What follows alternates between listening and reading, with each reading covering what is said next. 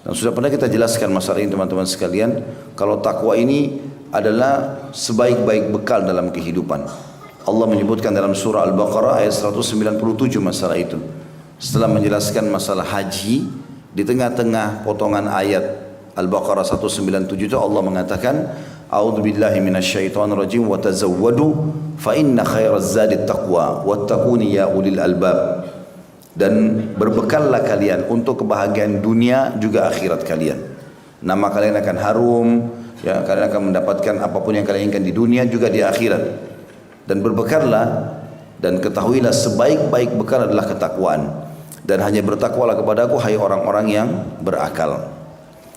Maka ini Allah subhanahu wa ta'ala menyuruh takwa dijadikan bekal.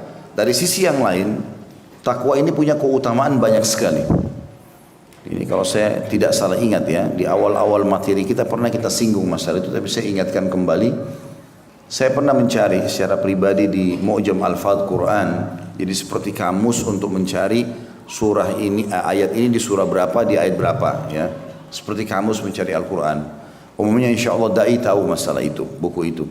Saya pernah coba telusuri term daripada kalimat takwa ini. Itu kurang lebih ada 226 ayat. Dengan beragam macam termnya ya.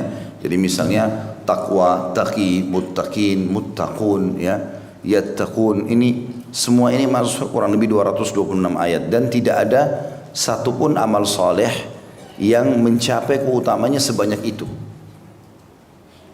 Di antaranya adalah yang paling mendasar itu dalam surah At-Talaq. Jadi dari 226 ayat itu silakan dibuka surah At-Talaq, surah nomor 65, ayat 2, ayat 3, ayat 4, ayat 5 ya. Ada 4 ayat berurutan di situ. Sudah pernah saya ingatkan itu ya? Pernah dibahas? Sudah pernah ya? Baik, intinya di ayat 2-nya Allah mengatakan wa may yattaqillaha yaj'al lahu makhraja. Siapa yang bertakwa Allah akan berikan jalan keluar dari masalah hidupnya. Di ayat 3-nya wa yarzuqhu min haitsu la yahtasib. Allah akan berikan rezeki dari tempat tidak disangka-sangka. Di ayat 4-nya Allah bilang wa may yattaqillaha yaj'al min amrihi yusra. Allah akan memudahkan seluruh perkaranya. Dan juga di ayat 5-nya Allah bilang wa may yattaqillaha yukaffir anhu sayyi'ati wa yu'dhim lahu ajra. Siapa yang bertakwa kepada Allah, Allah akan maafkan semua kesalahannya dan juga Allah akan melipat gandakan pahalanya. Dan sekian banyak keutamaan tentang masalah takwa. Intinya teman-teman sekalian, Allah hanya menilai ketakwaan seseorang. Allah tidak menilai fisiknya, paras wajahnya. Makanya dalam sebuah hadis Bukhari kata Nabi SAW, Inna Allah la yanzuru ila suwarikum wa la ajsamikum walakin yanzuru ila qulubikum wa amalikum.